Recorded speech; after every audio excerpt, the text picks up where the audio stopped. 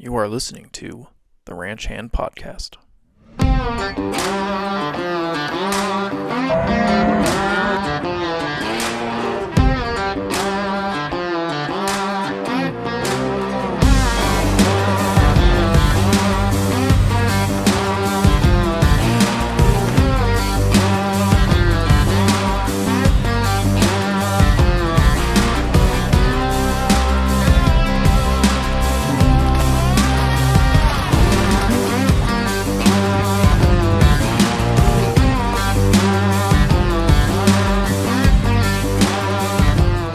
Let's see it. Okay, There we go. okay. I don't know why it says Spencer either, but whatever. I guess we'll call you Spencer for the day. Well, Just kidding. How are you, Chelsey? I'm good. How are you guys? We're good. Just living in Good. Colorado now, so Yeah. How has it been? You guys like it? yeah, as far as cities go, it's not that bad. So that's nice because there's lots of areas that we can take our dog and walk her and stuff, so that's Oh, that's super nice. good. So, Good. but how'd your son's football game go Oh, it Friday? was good. Yeah, that was Friday. I apologize for all the All rescheduling. good. It was good though. We just had a huge snowstorm Thursday and then Friday morning, so the fields were wet, so everything got pushed a little bit. But anyway, and then yeah, just the weekend got Hmm. crazy and Spencer was scheduling things without even telling me. I'm like, okay, this is it's crazy, but that's okay. Yeah, no Glad it's worries. better today. So Yeah, no worries. Where'd you guys end up going for dinner? we went to what's it called again? Elements in Logan. It's like a fancier I mean, it's not super fancy, but it's the first time I'd ever been there, and it was a little fancier for Logan standards. Fair enough. Yep. I don't know if I've ever been there. Is it like Yeah. what's the menu, I guess? I mean, they have like pasta, salad, Oh, burgers, okay. kind of whatever. It's just a little bit nicer compared to other places in town. But Okay. yeah. Gotcha. And how's the new baby doing? Oh, he's good. He's actually right here next to me, so I Oh, apologize if he cries. He's asleep and he should be, but the whole time, but but he's good. okay. Good. Yeah, he's 8 weeks old now, so we're kind of figuring out the routine and yeah, Hmm. he's good. Yeah, I keep telling Joelle we should have a kid, but Yes. She's not ready yet. she's like, I don't want to be pregnant when I graduate. So I'm like, okay, fine, Okay, whatever. that's fair. That's fair. And you guys still just got, I mean, he's not like a puppy anymore, but he Yep, just had a dog. So, just our 11-month-old yep, dog. So, yep. Although I will say, I do think it's beneficial to have like a puppy and a baby because then they kind of grow up together and your dog gets used to babies. So that's how I've done it, and I love it. I'll But make sure to show Joelle this recording afterwards. perfect. I'll be like, hey, just so you know, Chelsea said We'll work this. together against her. So Because no, I would love a kid, but she doesn't want one yeah. yet, so which is Well, fine. Well, we have time before we have to yep. Plenty start of doing that. time. But yeah, I'm curious. How did you and Spencer actually meet? I don't know if I've actually ever known that or Yeah. knew that. We met, so Spencer was playing basketball at Utah State back in 2013. It was his senior year.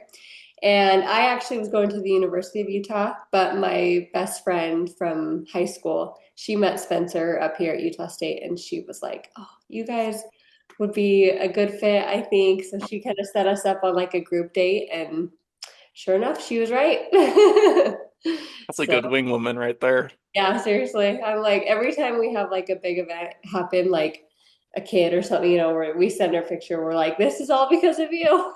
We're so grateful. That's awesome. Yeah.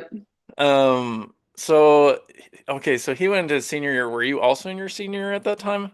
I was not. I was a junior, so I still Okay. had one more year. So he graduated and then he left to Europe to play basketball. Hmm. And I stayed back that year to finish my senior year. And then we got married the next year and went together to Europe. So Okay. And where did you guys end up living in Europe? literally everywhere you could think of. We started in, well, so Spencer started in Spain without me.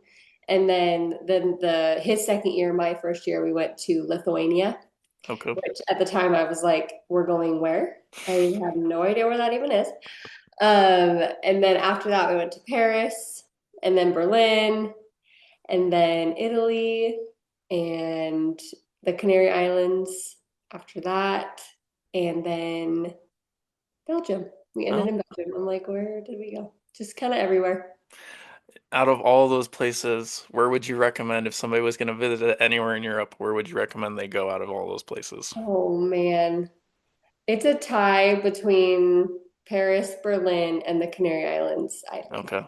Yeah. They all, I mean, obviously the Canary Islands, it's like a totally different Europe. It's like the Hawaii of Europe, it's the island life and whatnot. But Hmm. Paris and Berlin are very cool cities. So, Okay. yeah. Interesting. Well, Yep. maybe Spencer one day would we'll make it say there or something. Berlin. Oh, Yeah. Berlin. Okay. Yeah. He loved it there. He loved that city. What was so appealing about Berlin? I think just that year, like the basketball was his favorite, so that I'm sure helps play into his decision. And Hmm. then I don't know, he just really, really loved that city. Yeah. Yeah. Okay. Yeah. There was a lot of English speaking people in Berlin and like a little bit more American feeling, which some people maybe might not want. I don't know. And the history in Berlin was cool, like the Berlin Wall, all that stuff. Like it was cool. He really liked it. Hmm. I Yeah. like the magic of Paris, just a girl. Joelle watches what's that show? It's like Emily in Paris once in a Yes, while, and she's Emily like Paris. doing homework and stuff. Sometimes she'll turn that on. I'm like, Yep. what are you watching? Yeah. We watched that just so that we could like see all the places we used to go to and stuff. We were like, this show is so silly. But yeah. That's fun. Yeah. Okay. And then so you were traveling around Europe for how many years? Yeah. We did 8 years. 8 years. And then Yep. you moved back to Logan. Yeah. So we'd come home each summer in between the seasons. Hmm.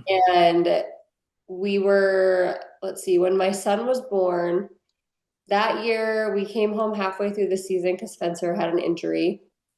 And we were like kind of trying to figure out where we wanted to live when we retired. We didn't know when that would be, but Hmm. and then we went back and we went to Spain, and I was pregnant with Summer, my daughter. And then while we were over there, Spencer kind of came upon this land up in Cache Valley, and we were like, okay, I think we would want to end up there. We knew we wanted like space, but we didn't necessarily know that we wanted a whole farm of animals. But we knew we wanted the space. So we we bought this land and we just kind of sat on it for that season, and then we started building at the end of that season. So So what year was that? oh man, 2021.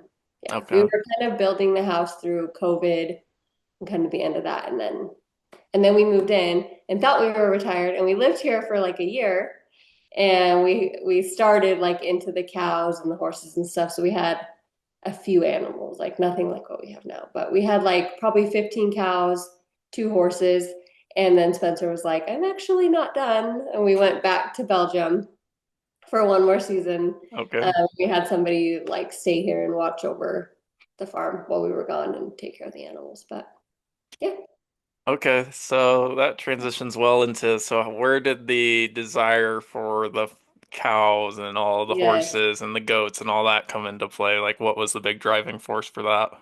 me, Spencer. So when we got married, I told him, I was like, one day I want a horse, just a horse. I had always wanted a horse, not a whole farm. And so in his vows, he agreed to one horse. And Oh. so while we were in Europe, I wasn't really able to work or anything. So I had a lot of time to myself to think about things, right? So I kind of started reading books and textbooks about like how to take care of chickens or livestock or soil health and things like that. I was just super interested in it, even though at the time I was doing online school to get my master's in social work, but Hmm. that I was way more focused on these books about farm life than my schooling. So I ended up dropping out of that, even though I only had one semester left Oh, before I graduated. Spencer was like, that was a huge waste of money, but okay. And so when we started talking about retiring, I was like, okay, I kind of have this vision of more a hobby farm, chickens, maybe a couple horses, more of like a dairy cow, family cow, something like that.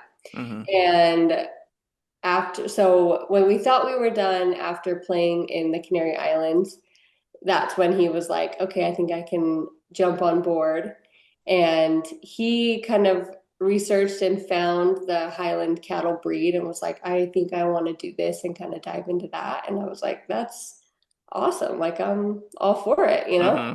And yeah, let's see, 2 weeks after my daughter was born, we bought our first like 13 cows, brought them home. And probably a week later, we were like, yeah, we love this. Let's go get 20, 50 more cows. Yeah.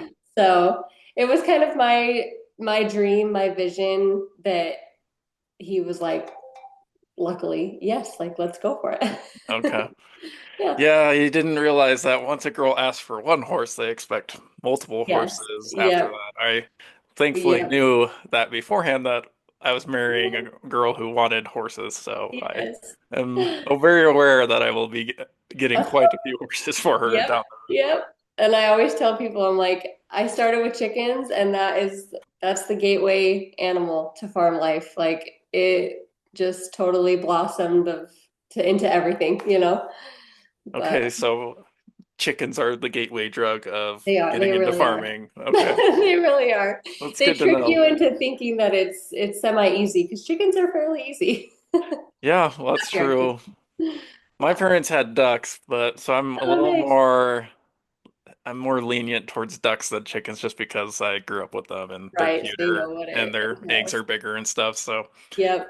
but why the Highland cows? I know everybody's like they're kind of the craze right now. Everybody has like posters and Right. They're flags of them super on their walls. trendy. Uh-huh. Um, I don't, Spencer was just like, I think we could find our little niche with the Highland cow because he researched like what their beef was like, the breeding and the show world of Highland cattle. He looked into all that and was like, there's not a huge amount of like Highland breeders or Highland cows actually in Utah. Like, I really think we could kind of find our own little niche with it. So, yeah, he went for it. That's fair. Yeah. Yeah, I think a lot of well, most of the breeds that I've heard of, especially in the West, are either Black Angus or Herefords. Mhm. So, I Yep. mean, it Yep. is. I didn't even know there were Highland cows out there Right. until you And guys all was. of them, they all have their own awesome traits. Like we have Black Angus, we have Red Angus, we have Herefords as well. But our just main focus is the Highland cattle. One, because their temperaments are amazing. Like they're known for being really calm and easy to Hmm. work with, easy to herd and stuff. Um, and they're beautiful to look at. And we have our trail rides now that go through, and all the guests, they love to come look at the Highland cows and see the cute little teddy bear baby calves. They're just cute. So, Yeah, I guess that's fair. There are quite cute cows, so I will give them that for they sure. are. They are. Um, so you said that you were the big driving force, obviously, for the farm.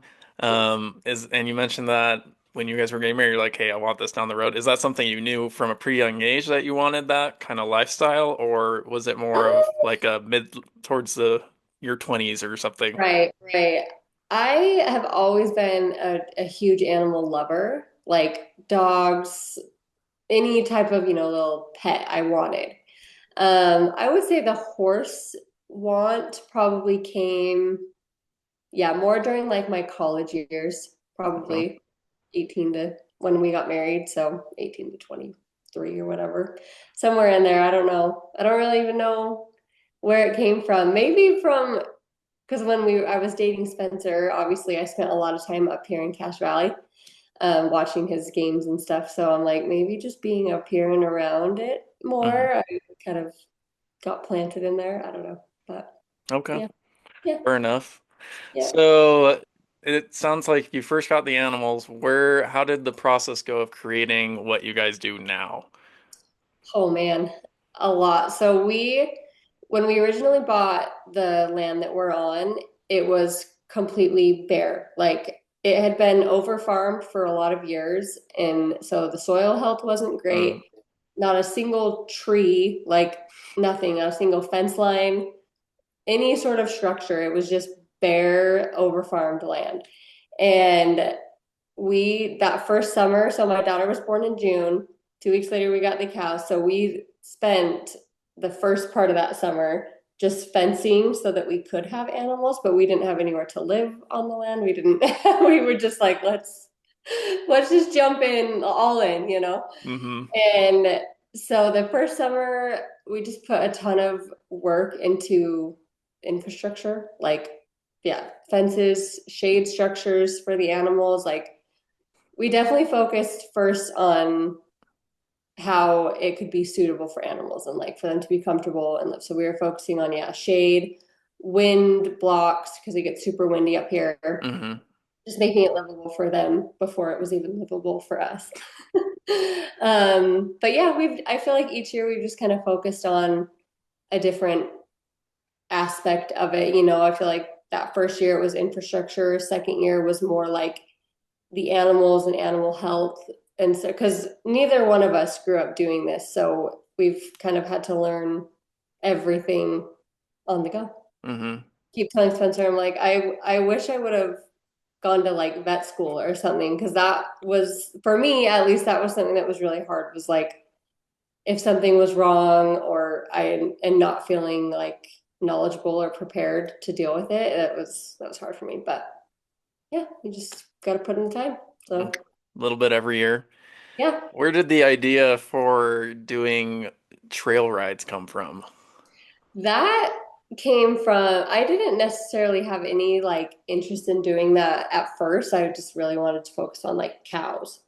And as we would like bring friends over or, neighbors, this or that, family, everybody, you have a beautiful space, beautiful views. You have the perfect setup for agritourism, and I was like, I don't know. And then my Instagram kind of blew up, and I was like, I want to like everybody wants to see this. Like I want to share it with the world. Like I think we really have something special up here. And so we just thought, let's try that next. So then we started diving into horses, and now we have 13 of them, which is too much. But it's been fun to be able to share Golden Hour Farm with other people now. hmm So yeah. Okay. So it's more of it just kind of happened type thing almost, where you're Yeah. just like, oh, that would be fun. Let's try it out. Yeah, yeah, just kind of enough people telling us like you should totally do that. And like they would just we have the perfect spot for it. And so we were like, okay, let's try it out. And it went like 1,000 times better than we could have ever expected. And Joelle was a big part of that. Yeah. um, so yeah, it's been a great endeavor for the farm. It's been really fun. Okay. Yeah. Yeah. No, it's fun. It's very pretty area. I can definitely vouch for that because Yes. I've ridden around it. Yep. And then you guys package your own meat, or do you outsource that and then sell it? How does So that work? we obviously raise the cows here. hmm And then when it's time for processing, we send them to a USDA butcher. We were in one in Lewiston, but now we're doing it through one in Idaho. And so they take care of, the butcher fee and then the wrapping, packaging, everything for the beef. And then we go pick it up and then we put it into our orders. So Okay. yeah. Is it, I guess I've talked to a guy who does, his is like organic. That's like his big thing. Are you guys going that route at all, or is it more of just like, No, we had kind of looked into that, but the certifications and stuff, it's that's a whole other world. And so we haven't delved into that, but we are still grass fed, pasture raised. That's I think my biggest focus was to be pasture raised beef. So we've tried to just stick with that. Yeah. Yeah. No, he was talking about it, and yeah, he's like, yeah, you have to track all this paperwork, and you have to keep Mhm. all these records of it. I was like, Yep. it sounds a little too It's tedious. it's really tough. And then when you really get into it, like a lot of that world is not super regulated. So it's just like it's just yeah, it's tough. So we were like, let's just stick with what we want, what we want, which is mostly just the pasture raised aspect of it. So yeah. Yeah. No, I mean, you guys gave us that box of meat. I cooked up everything, and it was delicious, Oh, and good. it, Good. I Good was to hear. like, well, maybe you should just get paid in meat. I think I would be okay Yeah. with that. There we go. Good little treat. But yeah, Um, it's I'm curious, how many Highland head of cattle do you have now? so right now we're probably at about 30 or so Okay. Highlands, but then we just actually were going through the other day. So we have 123 active cows right Okay. now. And so whatever that is, minus 30, I'm so bad at math. Those would be our recip cows who are either like Angus, Hereford, whatever other breeds. We have a lot of Coryenis, Hmm. and they are pregnant with Highland babies. So they're part of our embryo program. And so they're basically surrogate moms for our Highlands. Because, like I mentioned earlier, Highlands are kind of a rare breed in the United States, so it's kind of hard to come across them. And so we're just trying to make more, and we have kind of delved into the whole like genetics world now and the show world, and that's been super fun. We work with the embryologist at Utah State, and he kind of helps us create the perfect cow with all the AI and things that you can do now. It's pretty cool. It's a pretty cool world. So The embryo world. Do you have like I want to say like a contract almost with Utah State that you're doing that with them, or? no, not necessarily. We just work with his name's Dr. Rusty Stott. He's awesome. I'm not even sure how Spencer met him, but somehow they just created a relationship, and then yeah, he comes up to the farm and does that with us, and yeah, it's been really fun. It's pretty crazy to see, yeah, like an Angus cow give birth to a full registered Highland cow, and just it's really cool. Hmm. But yeah. I have remember some guy was like, if I were to go back and redo my schooling and what I did, I would definitely go the genetics route, but he Yeah. would do it for horses personally. But Oh yeah, that's a whole nother world too. It's pretty cool. well, I'm curious how do you get the embryo into the other cow? Like obviously you have to take it from your Highland and then you have Yeah. to fertilize it and then put it in them, or I don't know. Yeah, How does that all work? yeah, exactly. So we have the Highland moms like here on our farm, and we can either use the bulls that we own. We own a few bulls, and we send them off to it's called Hoffman's AI, I think.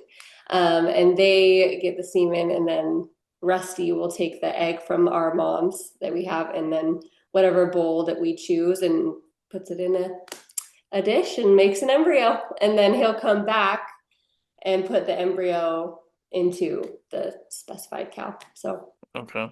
yeah. Is there a reason that he's putting them in the other cows that just allow you more to be able to birth more Highlands? Is that like the purpose or I mean, he's just putting them in the recipient cows that we choose because we just don't have any other Highlands, you know? So we're just using these cows to be the moms okay.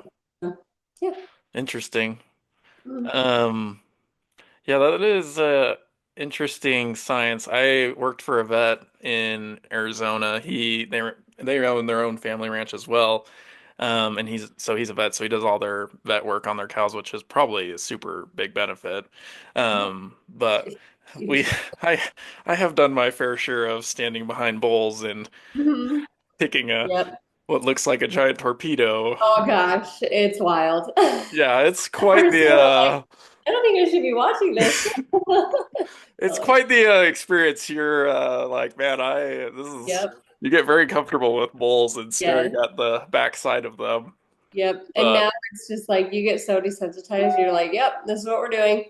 yeah, yeah, it's so true. I mean, Yep, I would get like covered in crap after we yep, were wrestling calves and stuff all day, and you just don't even notice. You're like, whatever, this is just, I just smell like a cow. It's just what it is. yep. But But how no. often do you, when is your, I guess, season? Well, we'll get into the season. So when is your riding, like trail ride seasons? So our trail rides actually started today, Oh, okay. just because the weather has been nice enough too. Typically, it's like May through October.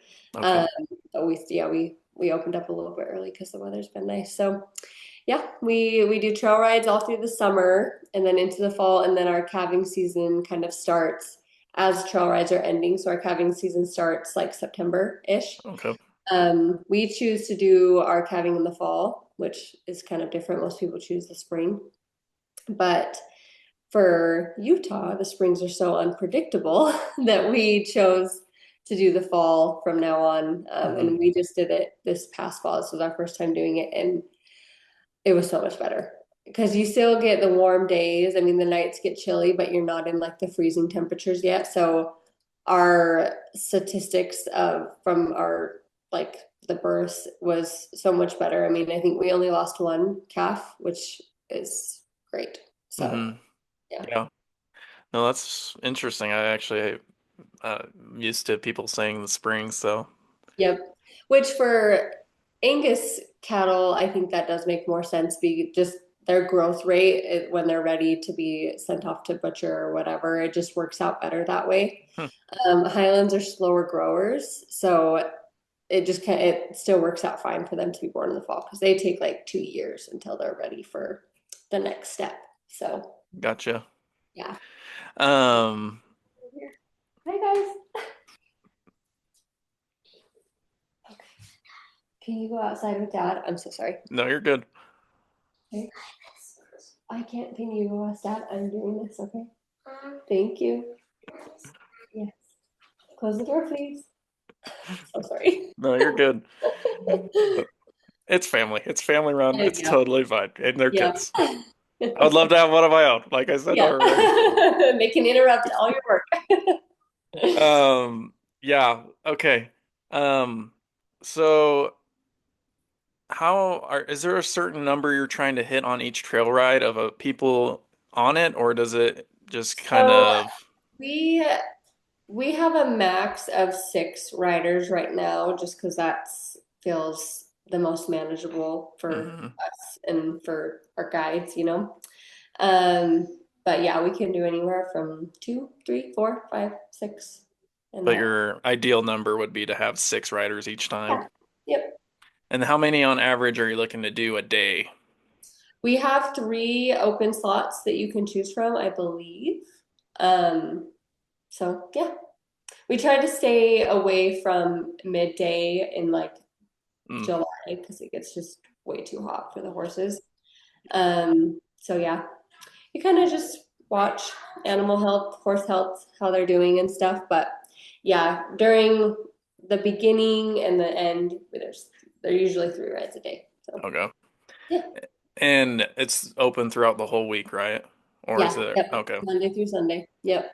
Man, those horses are definitely getting some miles in on that Yes. one. But that's also why I mentioned earlier we have 13 of them. So not all of them are doing all 3 rides every day. So Gotcha. we Well, it try makes to keep sense. them They need breathers, and especially when it starts getting warm out, they're gonna yes, exactly. get worn out pretty quick. So that Yeah. makes sense. Yeah. And a lot of them are used for multiple things too. So we ranch on them as well. Hmm. And my husband also ropes on them. And so, you're bound to have little injuries here and there that, you have to rest them. So yeah, we just try to keep them all rotating through it all so that they don't get too burnt out. Yeah. Is Spencer doing a lot of roping at all, or any? Yes, I mean he competed in Vegas at the World Series finale in Okay. December, and then our baby was born in February. So I he has been definitely roping less just because we have a lot going on at home. But no, he loves it. Okay. Are you Yep. gonna get into it at all or I hope so. Yes, I have wanted to in the past. I've just felt like I needed to become a better writer before I could start swinging a rope. Um, and now I feel like I'm at the point where I could start putting more effort into that. So I hope so. Mostly just to have that skill for our life here, not necessarily to like compete, but I would love to be able to go out back and catch a cow on my own. yeah. Yeah, it's I when I was in Arizona, one of the guys down there was trying to teach me, and oh my gosh, it is so hard on the back of the It horse. I is. wasn't even moving. I was just Yes. sitting on the horse, and I could not rope the dummy. It was It's just so much to think about. I mean, especially if, yeah, you're moving on the horse, it's like you're steering the horse, you're roping, you're controlling speed. It's just, yeah, it's a lot. well, then you also have to keep the loop open a certain way, and you have to like row. All of it. It's like that part alone is hard to figure out how to Yes. do it because it's not a real natural motion. Yep. But it's yeah, it's and Spencer's self-taught, right? Yes. Oh yeah, I It's mean it's annoying. He's naturally good at anything. Like, come on, dude.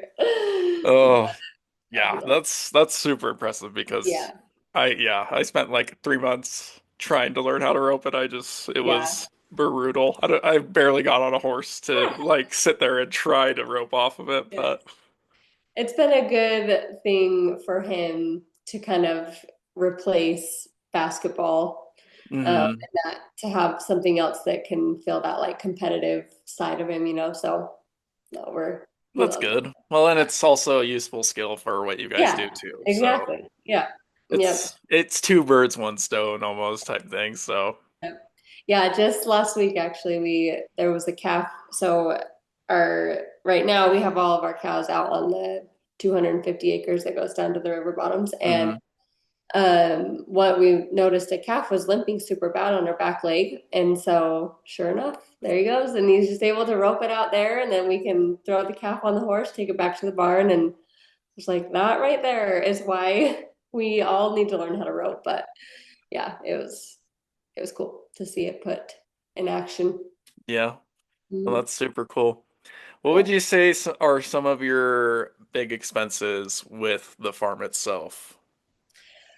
Ooh, I mean, a huge expense is just the feed through the winters here since they Yeah. can't graze during those months, which in Utah is a lot of months of the year. We just barely were able to put them out just this past week, which has been so nice. Hmm. So I mean, I think feed is your major cost for us. Um, Probably just infrastructure, fixing things that break constantly. They test fences every single day and break fences every single day. So you're fixing stuff like that. But yeah, major cost. I mean, vet bills can add up as well. Um, Now I feel like we're getting a little bit better at like being able to heal things or just know what to do on our own. So we're not having to call the vet quite as often, but that can still add up, especially with horses. Um, Cows are pretty dang resilient, so they don't cost quite as much. But Yeah. yeah, I mean, your major cost is just feed for sure. Yeah. No, that seems to be pretty average across most ranching and game farming, Yeah. and especially in Yep. the West. I mean, when you have not as much water and things, that can also play into it as well if you have a Right. really dry year or something. Absolutely. Yeah. We're on a well, so our well's pumping water That's constantly, good. which drives up our electrical costs. Yeah. And also like I mean, we're 4 years into it now, but starting a business, there's just a lot of cost with that, websites and merchandise, all those things. Things just add up, but yeah. Yeah. Well, yeah, when you're starting out from zero to Yep. then get to where you are, yeah, there's a lot Yeah. of building and stuff that needs to go Sure. into it. Yep. I'm curious, what is your, or how do you approach marketing like on social media or things like that? Like, how do you personally choose to approach it? And like, what are your thoughts and when you're going to post something? Right. What is the thought process? I mean, I'm no marketing specialist. I didn't go to school for that or anything, but I somehow figured out Instagram a little bit and was able to take off with that. It's a whole world, social media. There's algorithms, all the things that you have to kind of figure out and keep up with because they change all the time too. But I just found a niche kind of with what people like to see, which is mostly just the lifestyle and what it takes to build something like this and just kind of the daily things. Hmm. Um, and so I that's really the marketing that I do is mostly just the socials. We have like a marketing specialist employee that works for us Oh, where she okay. does a lot of work for us outside of social media, which is great. But yeah, for me, I just kind of focus on the Instagram and that drives a lot of our business, especially for trail rides and beef and stuff. So yeah, Well, I mean, it is everybody I feel like wants to experience that yeah, lifestyle. yeah. And so, I mean, Which social was media is, another kind of driving force for opening up trail rides, just so that people could actually come see it and be a part of it. And with our trail rides, we try to do it a little bit differently where you're not just doing a nose to tail ride the whole time. You get to like ride through the herd, or a lot of our groups would be able to help us like move cows where they needed to go, or which is just, it's so fun for people to experience that and see what it's really like. So, yeah. yeah. No, it is. Yeah. Everybody wants to experience the lifestyle. I know Joel and I hope to get there one day. Not right Yes. now because we got to make some more money before that so we can start There you investing in it. But go. yeah, do you want to, what is the name of your Instagram page? That way I'll make sure to put Yeah, it in here. But for sure. We're just at Golden Farm, Utah. okay, sweet. Well, I know your kids just came in and you got a little one right there. And I assume it's around dinner time. Yeah. But thank you again for coming on. I know we had some scheduling problems, but No, that was all my fault. So thank you for being patient. yeah, no worries. And I'm very grateful that that you came on and talked to me for a little bit. And I'll make sure when I go to post this, I'll let you know ahead of time so that way if you can watch it, make sure it's good and edited okay and things like that or whatever. You can judge it. That's fine. I won't be No, it'll offended. be great. Do you have an Instagram like for your podcast that I could tag with? Yeah, so I haven't posted anything yet. That's why I'm right now I'm building up a little bit of a reservoir of videos and then I'll slowly start posting them, but I'm trying to figure out the social media aspect of it, how I want to post and things. So that's why I was curious how you approached it, so that way Yeah. I can kind of see. So Yep.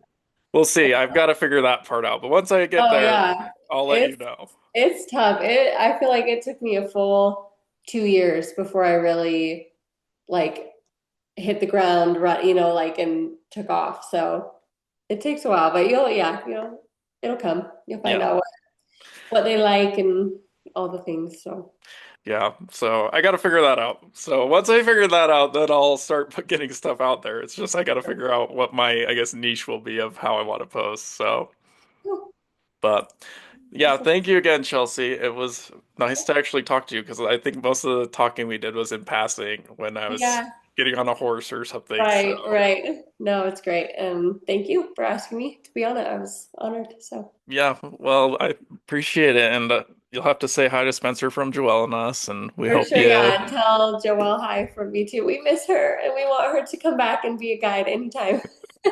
well, if we happen to be in the area, maybe I can Yeah. convince her to come give a ride or For something. sure. I was just telling, so one of our other guides, her name's Jade. I was just telling her, I was like, do you know if Jade and Noah are like coming back for the summer or anything? We could really use her.